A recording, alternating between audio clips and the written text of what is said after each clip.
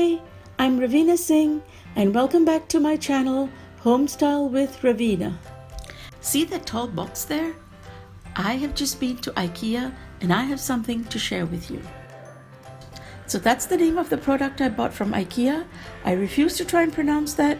I'm going to leave you a link below.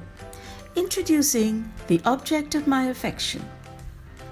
I had a $100 gift voucher for IKEA and this was not even $20 above that, so I really had to get it. And I think it's absolutely perfect for this area. And I really wanted something high.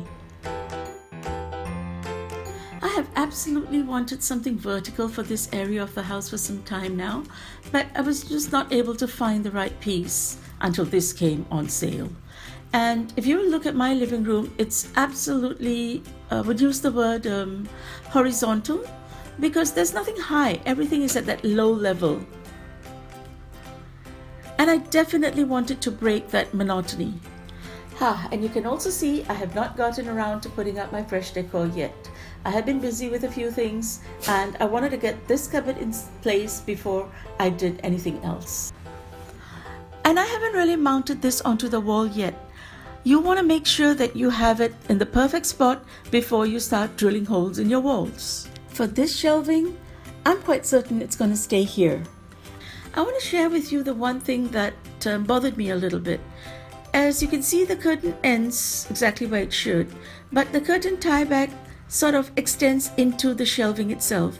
Initially, I was a bit unsure about this, but I've come to like it. It's got this designer-ish ring to it, and after all, why not do something different?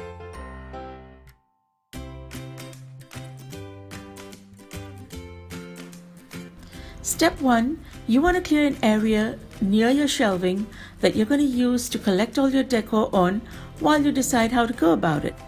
And step 2 is to go shopping. And the best place to start shopping is always in your home.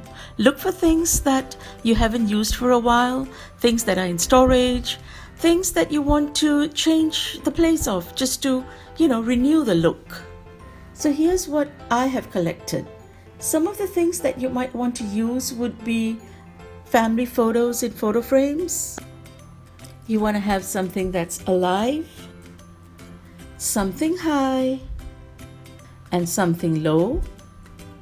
Something in an accent color, a different color from everything else. Some pretty boxes. Something sentimental and meaningful to you. Flowers. And something either glass or crystal. And I like adding something quirky. For me, that could be pineapples, flamingos, owls, any one of those things. To make space for that shelving, I also had to remove these two pieces. So I'm going to have to find a place to put them back once I'm done. These angels go very well with the rest of my living room decor, and that tapestry was given to me by my aunt. It matches one on the opposite wall, so I'll definitely want to put these back somewhere. So to make this process easier, I have compiled a checklist for you. You can download it from the link below. So let's get started. You will want to start with the larger items. When you have more than one of the same, you want to put it at different levels, different angles, as well as different ends. So the next thing I'm going to pick up would be the flowers, and you definitely want to put those on one of the higher shelves so it is clearly visible. I'm using this gold bowl from IKEA and I will leave you the link below. So I'm just going to put this here where everyone can see them clearly. So next I'm going to build a vignette. For this I'm using crystal pieces. Glass and crystal are just such an elegant addition to your decor. And here I have this little frame which I have not put anything in yet. I intend to put the Wi-Fi password here. Remember, when you make a vignette, you want to use an odd number of pieces. You want to vary the height, the width, and the size of the items. Next, I'm going to put up the boxes. This box is actually for sheet music, but what I'm using it for is basically to keep photographs that I have not had time to scrapbook. And I think I'm going to put that one right there on top. Since that is low and flat, I will add something high next to it, probably these flamingos. The second box has come on one of the lower shelves on the opposite side. This plant in a glass bowl is going to look pretty good with the vignette we built because it's also glass and it's going to help pull the ensemble together. Oh, but oops, we have a problem here. We've got a plant at the bottom and a plant on top, and that's going to clash. So what we can do is we can move some things around, maybe put the box on this side and the plant on the other.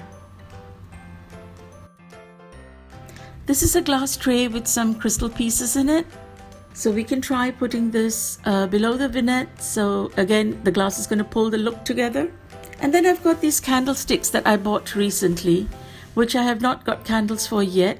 Since they are really slim, I'm going to try and put it with something more bulky. Fiddle, fiddle, fiddle. And yeah, I think I've achieved a look that I like. And a small adjustment. Yeah, I like that. So let's take a look at the overall effect now. I'm definitely not saying these items are never going to move, but I think they'll do for now. I like it the way it is. And I'm going to find a place for the tapestry as well as my angels. Reveal time. I really love the way I can see the ferns on the shelf below through the glass above it.